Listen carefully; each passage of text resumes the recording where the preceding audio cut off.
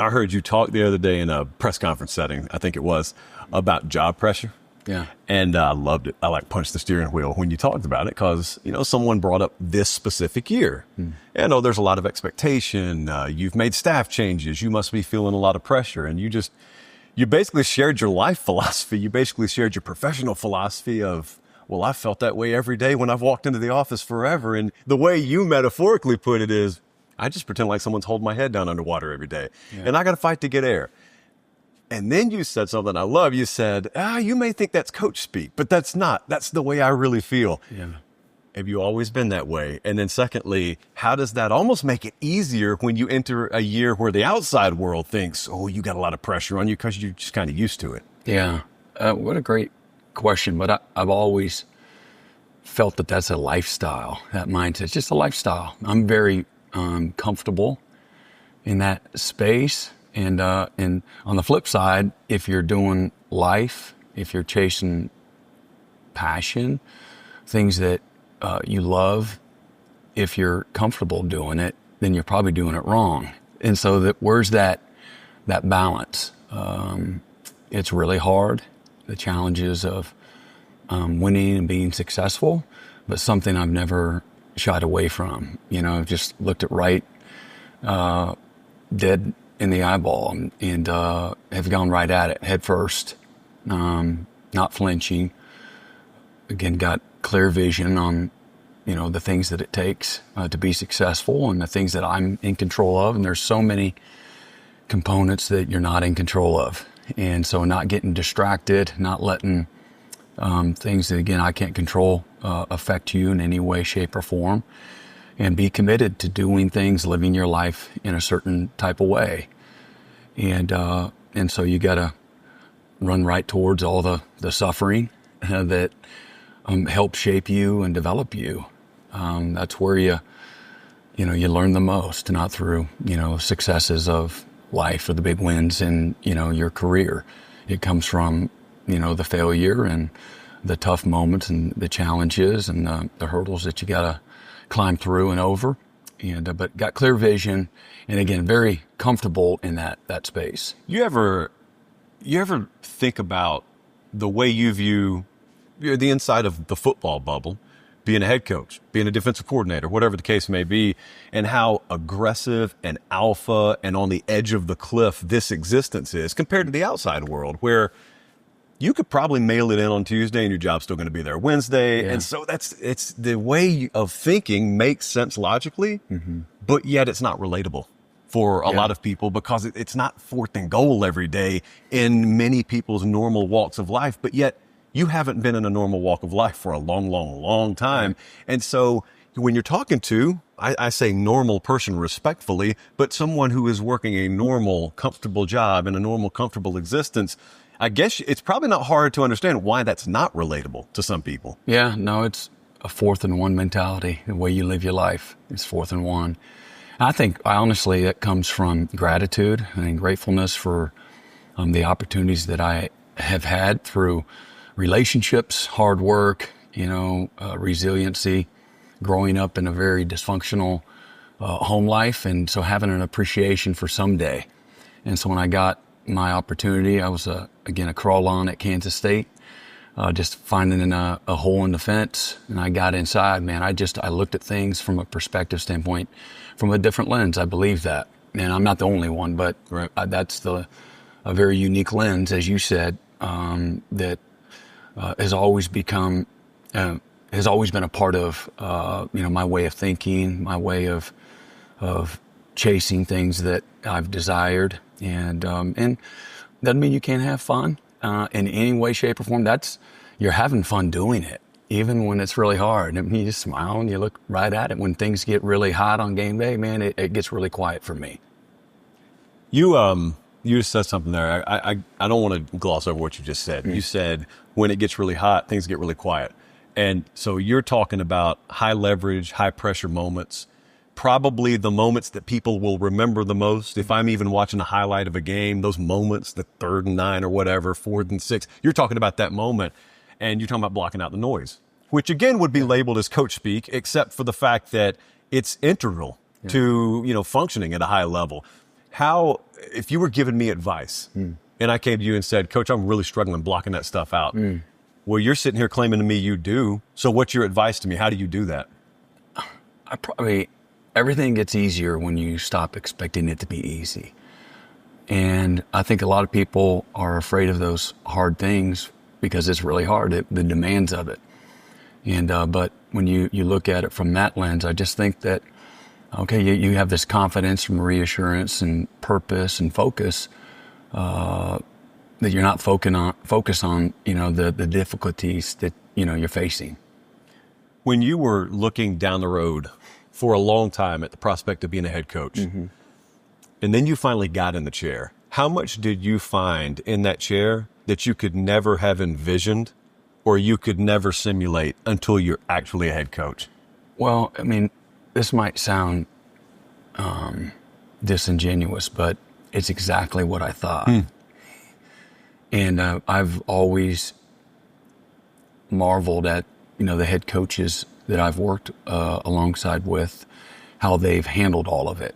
And I've paid very close attention. I was focused in my lane over here, but I always showed up, to the workplace environment like the head coach's success was reliant on what I did that day, and knowing that all the things that certainly that they have in front of them, and and the responsibilities that I could take off of their plate, and where they don't have to worry about me. But the depth of the demands every day, it never stops. You're never off. You're literally on that treadmill at 10 and 10, and that's a lifestyle too. You're busy in every role, on a staff in college football as we see it now. It's a little more complicated today than it was probably 25, 30 years ago. 25, 30 minutes ago. Yeah, right. That's good. No, it is. Many things are the same, and there's several more things that you have to deal with. But it's exactly what I thought. And many of the reasons that I like, okay, life is simple, quote unquote, for me over here. And, but I also knew that when you're at the right place, a place that you love and you're passionate about, and there's a great alignment in the leadership, and you have, resources, and maybe even a place that has a history of being successful, that's what I waited for too. And so when the opportunity came, I jumped all over it. You were talking there about how everything's changed, which it has, but everyone's dealing with that. So no one wants to hear any one person complain because everyone's dealing with it. But yet you're also sitting here with that OU logo on your polo, which means you get a lot of things at your disposal that maybe someone down the ladder a little bit, even as a head coach, doesn't get. Yeah. And I was talking to someone the other day, I'm thinking about how the portal works. I'm thinking about the upward mobility of talent and how, like, if I'm at a G5 location, the better I do at evaluating and developing guys, the worse off I'm probably going to be because they won't be here next year. At Oklahoma, you don't have to worry about that as much. Yeah. I guess how blessed a position is it to be in this seat, in this point in time, instead of being somewhere where you're trying to work your way up, but yet you're kind of being punished for your success down there. Yeah, no, I've got a great a respect and appreciation for the opportunities that are here. The issues that we have pale in comparison. I get that. I have clarity on that. And whatever problems we have here at the University of Oklahoma, they're first world. Yeah. In this space, they're first world problems. So I've got the right perspective when it comes to that. I have empathy, I really do, because I know at the G5 level, they work every bit, if not harder. They have to be more creative. They've got to do more with less. I get the challenges. Without being there, I feel like I have somewhat of a perspective of what they have to go through. I got immense appreciation, respect for them. So that doesn't make it any easier, and some of the issues that we deal with here are different too than, maybe what those programs are dealing with as well. When you got out of last season, everyone thinks what they think, everyone writes what they write. I'll say what I'll say, but you've got to do a full quality control analysis, which you would do even if you won the national title last year. That's right. what are some of the things you saw? How critical an eye do you have to have? And what is that, as specific as you can be, what does that process look like? Yeah, well, you're looking, as you said, you're pulling the curtain back on every area, which you do, as far as your self-scout and analysis. And you're even when something was good, how can we make it better? And you're always looking to make it best in class. And but in regards to for me, all right, well, what are some things that you can control, some things you can't control? And so we immediately attacked the issues that we had on the offensive side of the ball and we middle of the season had to replace our coordinator. Tough, difficult decision. Love Seth and their family like a brother, and the rest of his family like family. And so managing and navigating that all the while, trying to find the next offensive coordinator and getting a head start on that. And so finding a way for us to get back to playing the kind of offense that this place has been used to for 100 years. And the things that this particular locker room and in this environment, what we needed. And we did that with a coaching change and bringing in the right people with the right plan that fit both our roster and then what we needed to do moving forward from a talent acquisition and retention standpoint. And then we looked at, again, we had, we were snake bit and had several receivers and offensive linemen that were injured. When it's all said and done, 9 starters that were out. And that will affect your play, certainly. But I looked at, okay, what responsibility, is there in every area? And I've said this to the staff several times. This doesn't happen all because of one thing. And you can say, oh, it's bad luck. And maybe, that happens, but how can we be better, in the areas of, keeping our players healthy? And because to me, it bleeds over into every area. And so I think the things that we looked at is, again, your year-round training, certainly how you recover and all the modalities that you have in those spaces. And we have great resources here. And, under the circumstances when you lose, that many what are our processes and we get our guys back, return to play.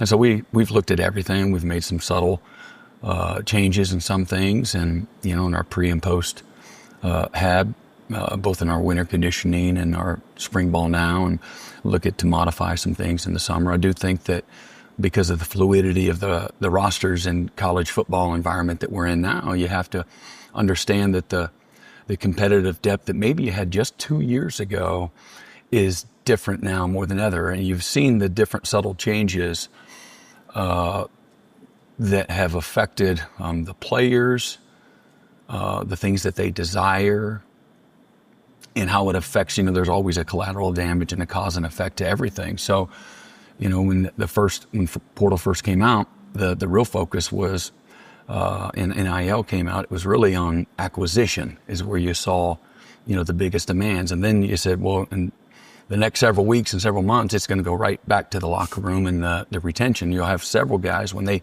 came out of high school just a couple of years ago, within the last, 9, 10, 12 months, they didn't have the same opportunities. Yep. Now they're going to look at things different, and their needs are going to need to be met.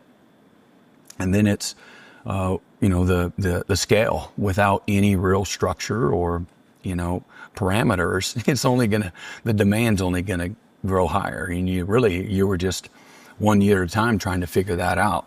Financially, I'm really talking about holistically, with the athletic department and the people that raise money and, what your salary cap's going to be from 1 year to the next, without any real blueprint, to go by. And, but from the 23 where we felt like we had good competitive depth, where you felt you had the old school, if not even better, 3.5 deep at each position, I think in 24 moving forward, what you saw are guys aren't willing to take as much time to develop and have their opportunity. And So, and I don't think that this is a philosophical, a broad philosophical change where guys are looking for the easiest way.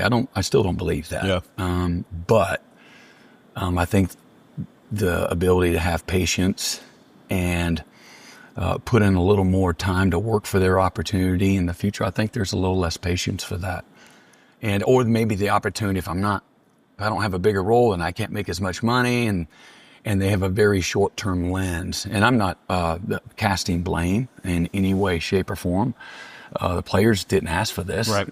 They inherited this, and you don't blame them. And if you think about what several of the players have come from, the backgrounds that they come from, the homes they come from, the financial strain that comes from their homes. I think it's one of the coolest byproducts of the environment that we're dealing with now, where the players are finally compensated. They can literally help their family. Yeah. They can influence, impact, and enrich. And whether it's short term or not, it's in the real time right now. They get an opportunity to maybe bridge some gaps financially, or help pay the rent, help pay someone's tuition, help pay for daycare, put food on the table, help change the quality of life. It's real. And that's really a cool thing to see, our players have that opportunity, to do that. My job and our job is to create an environment that we can help lift or do some of the heavy lifting for them and take some of those burdens off, help them be good stewards financially in this space without stepping across any, in boundaries, but try to be a voice of reason, a voice of wisdom, a voice of experience to help them manage this time in their life. And as you know, it's always been really hard. Going to college is one of the best, most impactful, enriching times of your life, and it's also one of the most difficult and challenging. A lot of discovery happens. A lot of, for the first time in your life as a young person, you face real life crisis. For the first time, many times, and so family members passing away, or a family member getting cancer, or you have some real issues going on at home. Maybe parents split up, and how devastating that can be. And just kind of to name a few, or for the first time in their lives, the game has become really hard. Their opportunities haven't, they're facing stiff competition every day. And the distractions are there. There's more distractions, than there ever been on a college campus. So whether that's social media, that's expectations through the recruiting process. Everybody shows up and they look at value. I say everybody. I'm painting a broad brush, but I think generally speaking, so many look at their value attached to the ball. They look at their value attached to a rating system that they've been a part of. Whether it's likes or stars or offers, or now there's an NIL value and all these things, and the expectations and the burdens that go along with that can become enormous. Not expectations that they necessarily put on themselves, but that's by that recruiting space, that's with maybe at home, and then certainly even maybe a fan base when you're getting somebody coming in with making X, or a coach making X, the expectations. And I've always believed that focus on standards, not expectations. Expectations are from the outside, and just focus on doing things a certain way, a certain lifestyle, a certain work ethic, a certain way that I prepare, a certain way that I respond, and and giving yourself some grace along the way. And so my job is to create an environment that's safe, that's enriching, that also creates challenge and truth. And but we got to meet them where they're at the end of the day. And they're all in different places in their life. And our job is to be a compass for them. And they've never been 20, they've never been 22, they've never been 25, they've never been 30. And so we've got to do a great job of planting seeds of perspective, of vision, of reality, of today, right here, right now, the things that we really have an opportunity to control and to have impact with. And and okay, someday is cool for all of us, right? Someday. That's cool. And I think playing the end game when you're talking about goal setting and achievement and chasing, success, whatever that looks like for you, your dreams, whatever that is, start with the end game. And then, okay, if I want to get there, what does that look like in order to get there someday? And I think instead of getting paralyzed with someday and you got 1 foot in, 1 foot on someday and 1 foot today, you can't play the game this way. You play with a wide base, what's going to happen to you? You're going to get knocked right on your face in every position. So you got to keep your feet underneath you and right inside of your shoulder width and underneath your hips.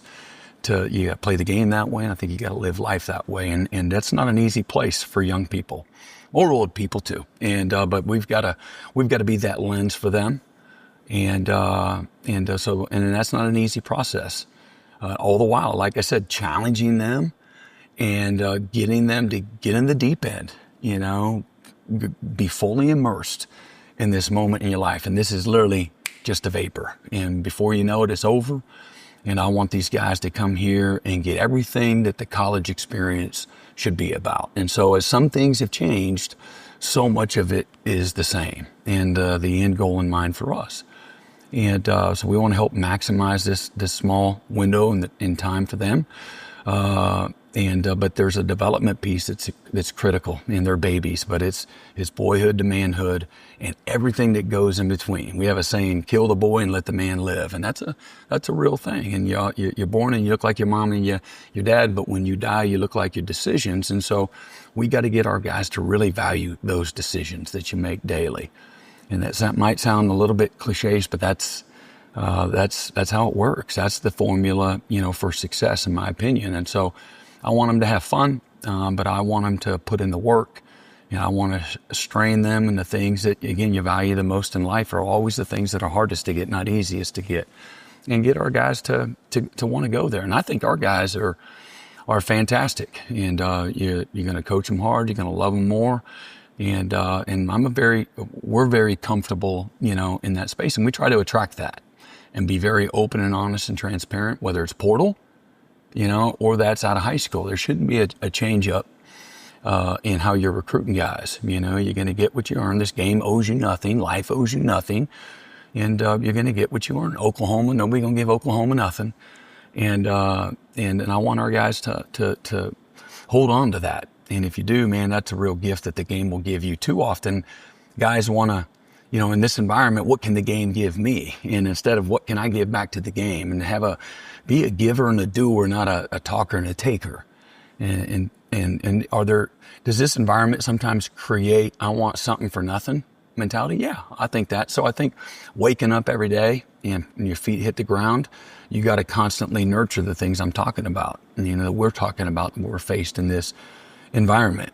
And you just be genuine and be authentic, and you be consistent, with your philosophies, your values, your beliefs, your standards. And I think the guys will follow. They're looking for something to follow that's good and that's strong and it's consistent. And I know the value of words and the value of belief.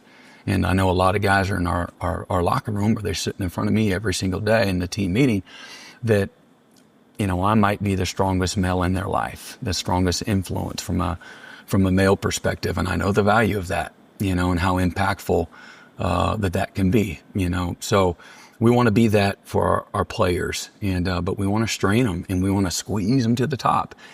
And they're all not going to come in one, pretty box bow, and be everything that everybody on the outside world expects them to be from day one. That's not how it works. It does literally take what it takes, and you can't change what it takes. And so inspiring and motivating and getting the guys on their edge of their seat, foaming at the mouth to go to practice and walk through and meetings and recovery and compete. I mean, that's still coaching, and that's our response. That's why they call you coach. I'm holding my whistle up. And that's your job as a coach, is to bring out the best in your players. Don't bring out the worst, and don't let the pressures of whatever we're all dealing with, affect your vision for, the things that it takes to be successful. And again, the joy and, the passion that you get, the enrichment that you get as a byproduct of being a part of these young guys' life and getting them to do really hard things and chasing success. And you know what? Watch them get punched in the face, get knocked on the ground, and get them to value the opportunity to punch back. And for the rest of your life, you're going to have to do that. That's forever, And so we try to create an environment that nurtures that. And so you do that. Certainly you do that in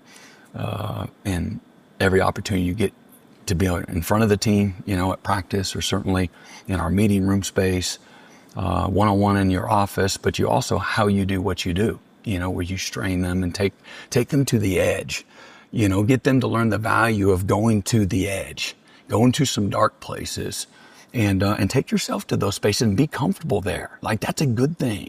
Challenge yourself, be real with yourself, push, expect more, want more. It ain't ever good enough. And that, again, that's a mindset. It's a lifestyle. And does it resonate with 100% of your guys? No. Can you get guys there and squeeze them to the top? Yeah, if they stay. And I see more guys. What we've seen is from the first year we didn't, when I took the job in December of 22, we didn't process anybody out. We didn't say anybody, you have to leave. Let's just figure this out. And what we have, and then what we know with the hard numbers, what we have coming back. We had several guys come out early for the NFL draft. I think 4 or 5 guys on defense came out early. The Nick Benitos, Perrion Winfrey, Brian Asamoah type of guys. And then we had several guys in offense. I think maybe 3 offensive linemen left early. A receiver or 2, Kennedy Brooks, he came out early. And then Caleb Williams left to SC, and Spencer Rattler went to South Carolina. We didn't have a scholarship quarterback left. We just had to kind of figure it out. And then after the first year, then we think we ended up having 53 newcomers. And then we went like to 42 newcomers, give or take. And then this year we had just barely over 30. And that's more what you want, 25 to 30 new guys. That's more of the norm, give or take. It is open-ended free agency twice a year. And I don't want to lose any guys. But the environment has created opportunity for the players to try to create more value for themselves somewhere else. And so there's give and take. But you want something that is consistent and you have great continuity. I think that's what lends to success, in any business, organization, locker room. You are talking about something that I vividly remember clicking for me. I was 29 years old when the concept of process-oriented thinking over just being goal-oriented made sense. I'd heard people say it, but as you said, I thought it was cliche. I thought it was coach speak. If I was listening to a coach say it, or if I was listening to a motivational speaker, I'd say, he gets paid to go around the country and say that. I think it was just the right person at the right time, or the right confluence of events making it make sense to me. But then I remember, it's one thing hearing it and believing it, but then if you apply it, watching stuff, not immediately, but eventually start to metastasize in the way that you want it to. But I'm 29 years old, 30 years old, 31 years old doing that. And so what I marvel at when I walk in a building like this is you've got, by the product of the environment they're in, 18 or 19 or 20-year-old guys who are really being forced to learn that, or else they're probably not going to be here that long, or they're not going to fulfill on their potential.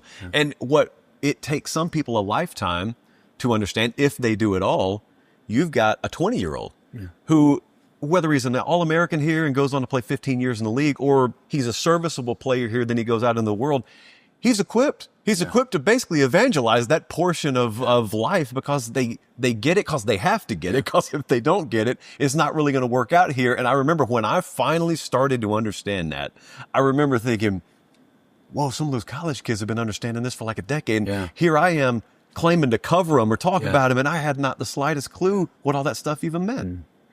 Yeah, we try to talk in some way, shape, or form, remind them. First of all, we create structure in our processes, our routine, that kind of keeps them down the bowling alley. We're kind of the bumpers for them on that bowling alley, and kind of keeping them, that ball moving in one direction, that keeps them from getting distracted. And then I think our, but to say that it's a safe place, that routine, it should be a safe place for you.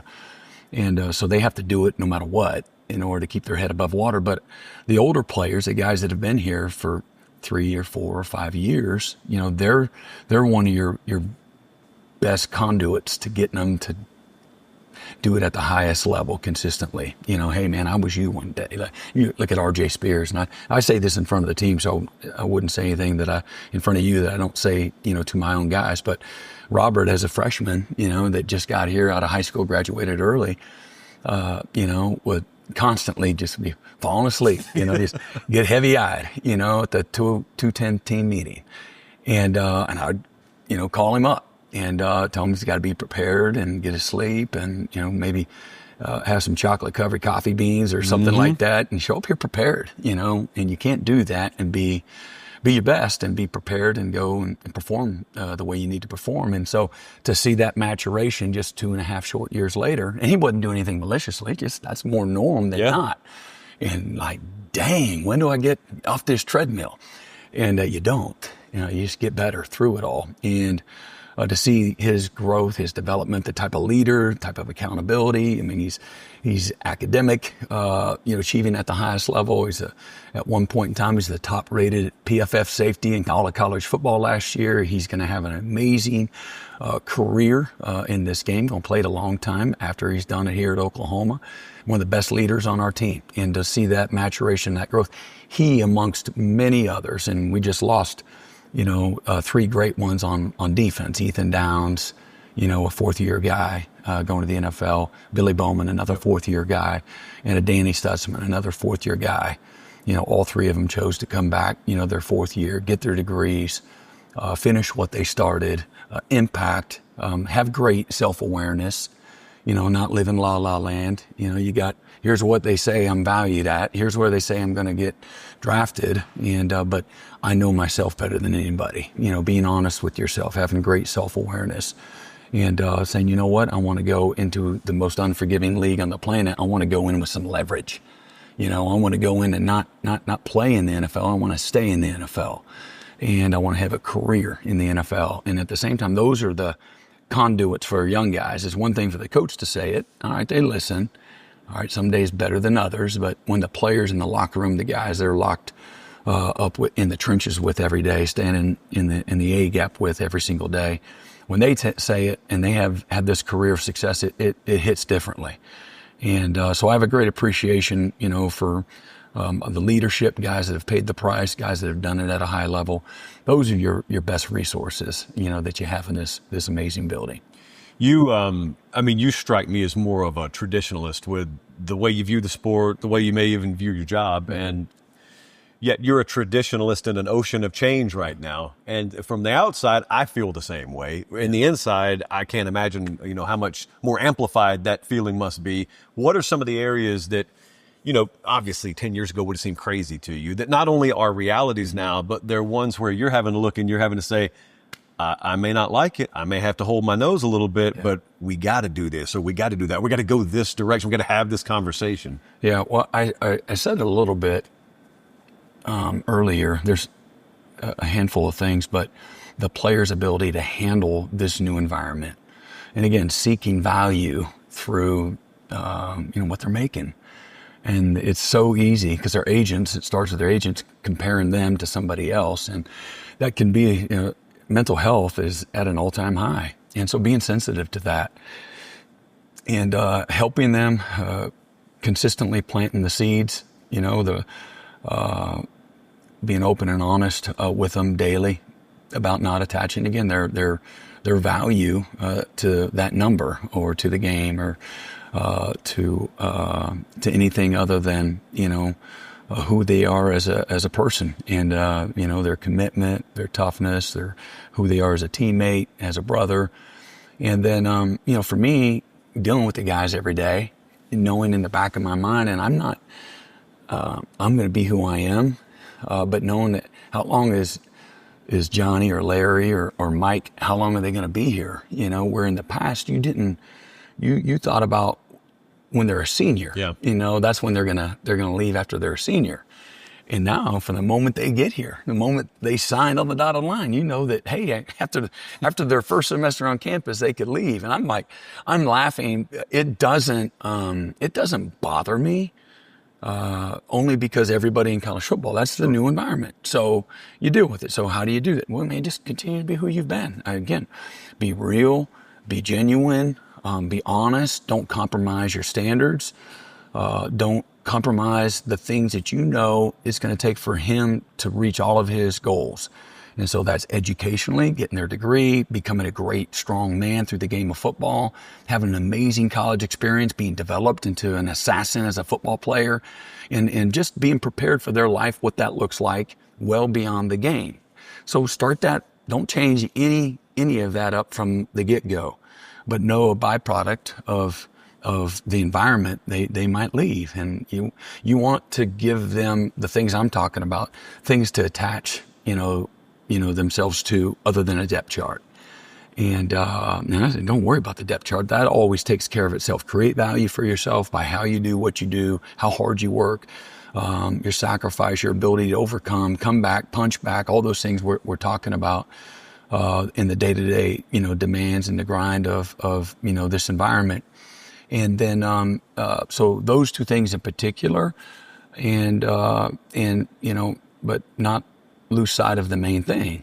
And getting their degree. We just had our 5th straight record-setting semester academically, over a 3.0 team GPA, and we have 51 business majors as the top major on our team. And so when we started, we were closer to a 2.0 than we were a 3.0, embarrassingly speaking. And but we've changed the mindset and the goal, and just having great habits. We become whatever our strongest thoughts are and whatever our strongest habits are. And so just developing great habits and showing up every single day. And so again, making sure that there is that life, after football. And there's a plane that's, it's going to crash to some degree. What are these guys? This is conversations that I've literally had, 2 team conversations in the last week and a half that said something to the effect of some of you, we got over, half of our roster, making 6 figures plus, maybe 3/4 of it. And that's cool. Great. But guess what? In a very short amount of time, there's a better chance than not that that's not going to be reality. Okay. And so you better have the right perspective. And listen, man, I want to help facilitate you. And there's no doubt we can help facilitate this opportunity. You play this game a long time, but that day's coming quickly when you got to hang the cleats up. Now what? And the what's on the other side of it? None of us have ever been there, but we know what's coming. And some of these guys making $300,000, $400,000, $500,000 that they might be a day 3, opportunity in the NFL at best, and then after that it's 1, 2, 3 years max, and then now what? And so we have a process set up here in our life skills and development program. We call it Soul Mission. We have internship opportunities, and we've got several of our players in the month of May. They've already interviewed. They prepped. Yesterday we had a reveal to the whole team. As we're talking about 6'2" mile and what we're getting ready to do on practice 6, first day back from spring break, and the good and the bad and the ugly of what we've accomplished, what we got to get better at, all those things. Hey, we're also going to have a reveal. We're going to have a celebration.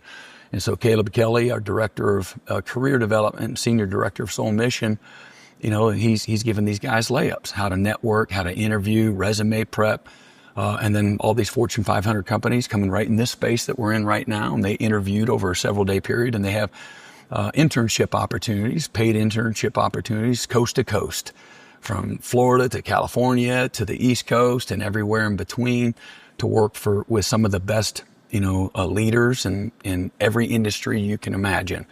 And I want to challenge our guys, what are your other passions away from the game of football? I want to stir that up, and this comes from somebody that in my exit meeting with Bill Schneider, I didn't know what else I was good at. I don't have a resume. I don't know how to network. I don't know how to ask the right questions. And I was speaking on behalf of a locker room.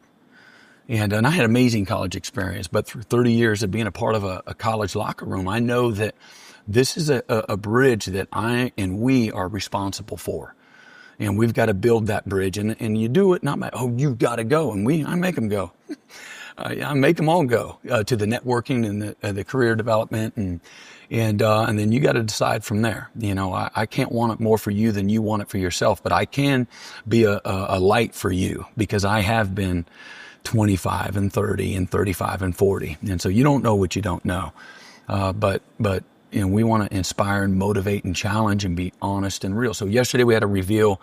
We had several guys. It took 30 minutes to reveal these guys being drafted to a company of some sort and what they would be doing. Real estate, financials, professional sports, healthcare, and everything, you know, in between. And so that was really cool.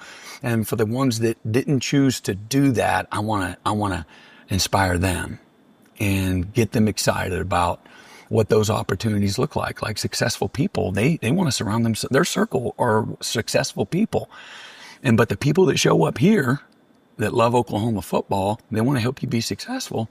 Man, you gotta learn how to endear yourself to them. And so our program and our processes from a calendar year standpoint are set up in such a way to help them to have balance in their life, to help them deal with mental health. And because those are the weights that are really there that maybe they're not honest about, or maybe those are some spaces of discovery that have created some of the mental health issues that, man, we've kicked the door in for them. And it still takes action. You got to step through. But we're going to really try to give them alley-oops that way. And that's a year-round thing that I'm passionate about that. And that's my responsibility, is to get them excited. Okay, well, I can't make them do it. Well, man, I can motivate them to do it. And it's not just me. There's depths and layers of people here. They're coaches. We all have to buy into that and be passionate about that. I'm excited about that. Some people may not think that's our responsibility.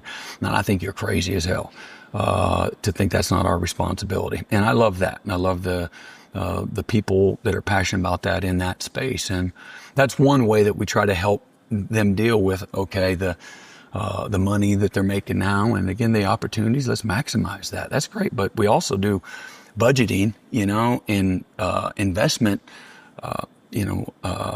education every single day at lunchtime with real professionals that are there just to help you out and to help you have big vision and not a short-term mindset. What's wild is if I'm watching this or listening to this right now, you have talked about 37 different layers of the job of head coach. Yeah. We haven't even talked about calling a defensive play. Yeah. None of that has even entered the conversation yet, but you're going to do that again this year. Yeah. So you see it every now and then. A guy who is very heralded on one side of the ball to such a degree, he gets a head coaching opportunity. The first question is, will he or won't he call his plays? Yeah. And then maybe you outsource it to a defensive coordinator or an offensive coordinator, and then you reassume those reins. But in today's world, you just mentioned a mountain of extracurricular roles that you have that you used to not have to worry about. And Larry and Lawton, or like Charles and Chickasha, they may listen to that and say, does he even have time? Can he even expend the energy to dedicate to all these buckets to where they're as full as they need to be? When you analyzed the entire landscape of your job and then said, I'm reassuming this role, what was that process like? Well, again, I'll just say this, and it's not, I'm not the director of Soul Mission, and I'm not in the interview process. So I've hired really good people that are really good in those different roles. Do I bear some responsibility there? Yeah, that's in the team meeting that I'm going to be in no matter what. As a coordinator, I'm in that meeting. Usually I was going through, films. They're just doing extra work, paying attention to the head man too. But instead, I'm running the team meeting and I'm planting those seeds. And to me, it's organically, it's all one to me. So I've hired good people that can do a great job in those different roles. But for me, again, at 23, I called the defense, and we made another big jump from 22 to 23 in every category defensively. And so that's a very comfortable space to me. But whether we're successful or not, on offense or defense or as a team. It's a collaboration of all of us together. And but instinctively, that's a very natural space for me. And I got a great staff that several of us have been together for a long time. So there's a deep understanding of how we do what we do. And so they give me a lot of layups in my role. And then there's a trust factor in, the people that I've hired to help me, do a good job in whatever role that I have. But, when you're calling the defense, I'm paying attention when the offense is out there. I'm paying attention when the defense is out there. When the defense is not, I say, hey, don't forget we got to cover X, Y, Z. But the coaches already know what we got to cover, And so I've got position coaches. I've got linebacker coaches that are fantastic at what they do. Wes Goodwin, he's been a top 15, top 10, top 5 defensive coordinator. He's done a fabulous job. Somebody I've been with for over a decade. And Nate Drowning, he's just a winner. All he does is win. He won 4 state high school championships. He won. He was a 4-time All-American in college. He was a National Freshman of the Year. He led college football and tackles as a freshman, and he was a National Defensive Player of the Year and won a national championship as a senior. All he's done is win. So those are my, hands-on linebacker coaches. I've got my fingerprints all over the whole defense. Always have, always will, regardless of whatever role we have. But 2 years ago, I called it. We won 10 games. We lost 2 one-score games on the road. If we make a field goal in one of them, we play Texas again for the Big 12 championship and a chance to go to the playoffs. So whatever we did that year it was decent. Not good enough, but it was decent. And I expect to be even better now. So I'm really excited about this role. And I looked at it like, why trust a first-time play caller at Oklahoma more than me? And for a long time, I was a play caller here and in college football, and that's just again a very comfortable space, for me. But I've got a tremendous staff that I always have. If I've been really successful, it's because of the great players that we've coached and the great staff that we have, and that'll be no different this year. You got an offensive coordinator quarterback combo coming in. Doesn't normally work like that. And I think even non-Oklahoma fans took notice when they saw the moves happen. And given the way last year's trajectory went and how correlated it was with struggle at the quarterback position, John Mateer is the name everyone knows. They probably don't know his profile as a player because most of America probably hadn't watched him to the degree that you have, certainly. Right. So now you've got him in the building a little bit, and you're going through, as we're talking, the early portions of spring. Yeah. He's talented or he wouldn't be here. Beyond the talent profile, what have you seen in him? It's how competitive he is. Got great self-awareness, hard and tough on himself, expects a lot, knows how to respond, come back, punch back every day. But he's a gym rat. He's up here all day, every day, in a very comfortable place because he likes his coaches. He likes to be around the game, and he's constantly asking, "How can I be better?" He's asking me. He's asking everybody. Maybe it's how can I be better as a leader? Who do I need to connect with on defense? How can I be better as a quarterback versus this certain look? What are the answers? He's hungry. He's thirsty, self-deprecating. He's funny. He'll chop it up with you so you can bust him up, and he takes it well and give it back. And then as a leader, man, he's got incredible focus, laser beam focus when he's out there, incredibly competitive. But he knows how to build relationships with people. That's a very naturally organic thing for him. What's weird is a few minutes ago you were talking about last year, and of the many things that you identified, you wanted recovery, less injuries. That's really what you want. That's the goal. Yeah. I don't know if you feel this way. I've talked to coaches sometimes, and of course you can identify if your guys aren't ready, if your guys aren't fresh, if he's not available, I can't win with him, he can't play. Right. But yet they fall well short of being able to diagnose what the problem is. Right. They're not a doctor. They're not a medical expert.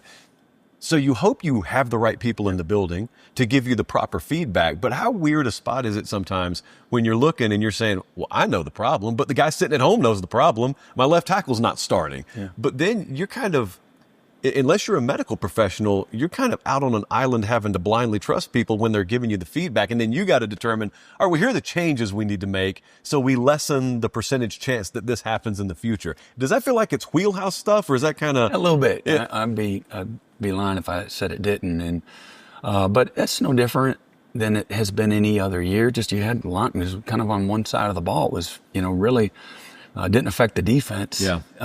So they were at the same practices and the same training regiment and things of that nature. So I really believe, mostly it was, just being snake bit, just one of those years. And you have first year quarterbacks, they're squeezing the ball, and they, we something that was unique that, we lost all 5 starting offensive linemen from the previous year. We had 2 guys come out, or 3 guys that came out early, and then we lost one to the transfer portal, and then so the next group of guys we lost for those next 5 guys, and so that's a lot, so now you're essentially playing guys that were 3s the previous year, maybe baptizing them before they're quite ready at protecting a quarterback, going into this league that had the depth of and the quality of defenses that you saw, every single week virtually. So very unforgiving league that we knew going in was a one possession league, and it played that way out, throughout the course of the year. The challenges there in the course of all your playmakers at receiver as well, and so you got these first year starting quarterbacks, and there's a lot of challenges there, and so you're quick not to rush to judgment, but you're always looking, how can we be more efficient? Things are going to get leaner, from a roster standpoint, a roster retention standpoint. And so, the season's going to lengthen if it goes the way you want it to go, but you have less to deal with. And so how can you be, more efficient? So you have to, we knew organically, whether you had a bunch of injuries or not, organically, you had to think differently, and all your methods had to slightly be adjusted in whatever degree. But this ain't the NFL. These are babies, and most of these guys, percentage-wise, are not going to play in the NFL. You might, in Oklahoma, it might be a different percentage. Maybe it's 90% would never make an opening day roster in the NFL. And that's a lot of guys. And so there's a development piece. These are not 22, 23, 25, 28, 30-year-old NFL players. And so they have a lot of tread on their tires. And if you want to play tough and learn how to tackle, then you got to do it. But you have to be much more mindful. And so we've tried to do that. We've done a lot of research, and we'll continue to do that. And there's analytics that you're always looking at, sports science. There's a lot that goes in that. But your sports performance team, who I have great faith and trust in, I think we've got one of the best in all of college football. There has to be a synergy and a continuity there, and a willingness to adapt and pivot, in this space that we need to be best in class, moving forward. So there's resources and people and an alignment, that needs to be on point. I'll get you out of here on this. Outside of just result-oriented stuff, yeah, you'd love to just win every game this fall. Yeah. If I can't guarantee you that, but I could guarantee you one intangible. I'm going to grant you just one intangible wish. It's going to go your way. For this team specifically, what would you love to just have guaranteed? We have an offense and a defense that complement for one another, not compensate, for one another. And I think if we're going to be a successful team, a team that competes for an SEC championship, that we're in the hunt, that we're in the playoff talk, I think that when the year's finished, you'll see, man, they really complement one another on both sides of the ball. Coach, we appreciate it. All right. Appreciate you having me on. Thanks.